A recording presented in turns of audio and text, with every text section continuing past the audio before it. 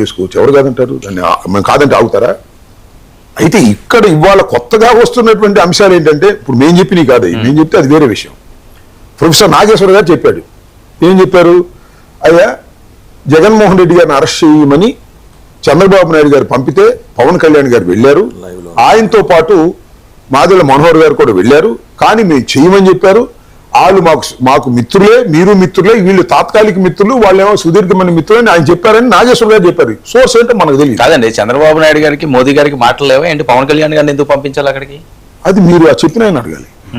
ఎవరైతే ఈ విషయాన్ని బయట పెట్టారో ఆయన అడగాలి. నాకున్న అవగాహన ఏంటంటే, మీరు ఇక్కడ అడిగారు కాబట్టి చెబుతున్నా. 2014-19 కాలంలో చంద్రబాబు నాయుడు గారు భారతీయ జనతా పార్టీ దగ్గరికి వెళ్ళి జగన్మోహన్ రెడ్డి గారిని అరెస్ట్ చేయమని చాలాసార్లు రిక్వెస్ట్ చేసినా వాళ్ళు అంగీకరించలేదనే విషయం నేను చెప్పింది కాదు. ఇవాళ తెలుగుదేశం పార్టీలో శాసనసభ్యుడిగా ఉన్నటువంటి వ్యక్తి, ఆ రోజున జనతా పార్టీకి రాష్ట్ర అధ్యక్షుడిగా ఉన్నటువంటి కన్నా లక్ష్మణ గారు బహిరంగ చెప్పారు. మేము చెప్పించామా? చెప్పారు. అది ఇంకా రికార్డులో ఉంది కదా ఇవాళ. అదొక ఉదాహరణ, ఇదొక ఉదాహరణ. పవన్ కళ్యాణ్ గారిని ఎందుకు పంపించారు, ఆయన ఎందుకు వెళ్ళలేదు అంటే, పోలీసులు ఇట్లా చేస్తే వాళ్ళు అంగీకరించలేదు కాబట్టి, పవన్ కళ్యాణ్ గారితో చాలా సన్నిహిత సంబంధాలు కలిగి ఉన్నారు కాబట్టి, నాకన్నా పవన్ కళ్యాణ్ గారిని ఎక్కువ ప్రేమిస్తున్నారు మోడీ గారు, అమిత్ షా గారు కాబట్టి, వీళ్ళు వెళ్తే రాయబారం వెళ్తే పని అవుతుందని అనుకుని ఉండొచ్చు, పంపించి ఉండొచ్చు. అసలు ఈ మధ్యకాలంలో పవన్ కళ్యాణ్ గారు, భాస్కర్ గారు అసలు వెళ్ళిన పరిస్థితి లేదు కదా. వెళ్ళినప్పుడే అడుగుంటారు. నాకేం తెలుసు? సారీ, అది కాదు, నాకేం తెలుసు? వెళ్ళినప్పుడే, నేను చెప్పలేదు కదా. దీన్ని మీరు ఎక్కువగా వాడుకుంటున్నారు, అది మీకే నెగిటివ్ అవుతుందని కదా. అది వాడుకోవడం ఏంటండి? ఒక వార్త బయటకు వచ్చిన తర్వాత అందరూ వాడుకుంటారు, ఆడుకుంటారు. దాంట్లో ఇదే ఉంది, వాడుకుంటారు, ఆడుకుంటారు కూడా. అభ్యంతరం అదే బ్యానా? ఓకే, ఇప్పుడు ఈ విషయాన్ని ప్రొఫెసర్ నాగేశ్వర గారు చెప్పారు, ఇది నిజమై ఉంటుందని నేను చెప్తే అది ఆడుకోవటమా, లేకపోతే ఇంకోటి ఉపయోగించుకుంటాం, తప్పే ఉంది దానిలో. దీపక్ రెడ్డి గారు నమస్కారం అండి.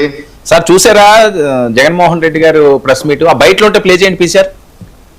ఒకసారి వినండి సార్, మీకు క్లారిటీ వస్తుంది ప్యానలిస్ట్. మా కుటుంబంలో ముగ్గురు, మా తాతగారు, మా నాన్నగారు, మా చిన్నాన్నగారు, ముగ్గురు బలైపోయారు. మేం బాధితులం. కానీ మాపైనే వీళ్ళు తప్పుడు రాజకీయాలు చంద్రబాబు నాయుడు గారు చేయిస్తారు. మా తాతగారు రాజారెడ్డి గారిని చంపింది ఎవరు అడుగుతాను? చంద్రబాబు నాయుడు గారిని. టీడీపీ వాళ్ళు కాదా? మా కుటుంబంలో ముగ్గురు, ఎవరిదయ్యా క్రిమినల్ బ్రెయిన్ అని అడుగుతాను చంద్రబాబు నాయుడు గారిని. మా నాన్నగారి విషయంలోనూ అంతే. మా నాన్నగారు చనిపోక మునుపు 2-3 రోజుల కిందట అసెంబ్లీ సమావేశాలు జరుగుతూ ఉన్నాయి అప్పట్లో. ఆ అసెంబ్లీ సమావేశాలు క్లిప్పింగ్స్ ఒకసారి చూడండి మీరు కూడా.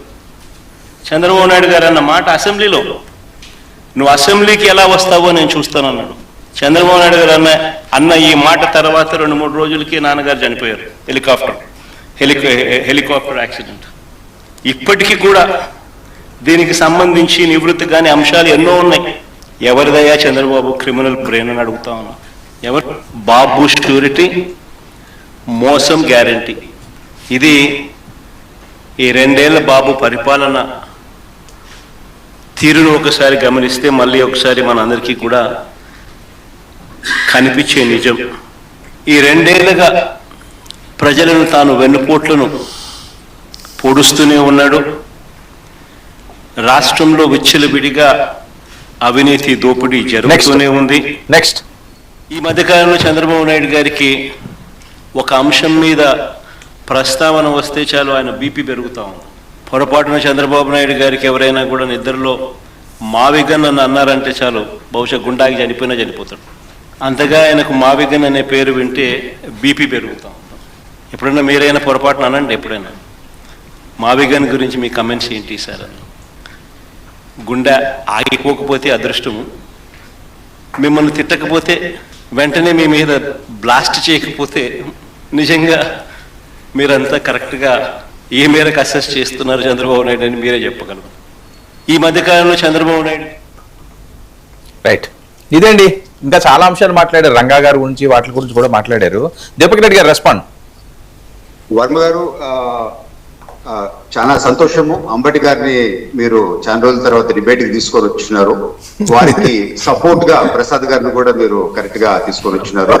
అందుకని నా రిక్వెస్ట్ ఏంటంటే నాకు ఒక నిమిషం డిస్టర్బ్ చేయకుండా మీరు టైం అసలు ఎవరు డిస్టర్బ్ ఎవరు disturb చేయరు. ఫ్రీగా మాట్లాడండి. మీరు ఇలా డిస్టర్బ్ చేసి మాట్లాడితే ఖచ్చితంగా సరే, సరే, ఓకే, ఓకే. వాస్తవాలు ముందు సరే, సరే.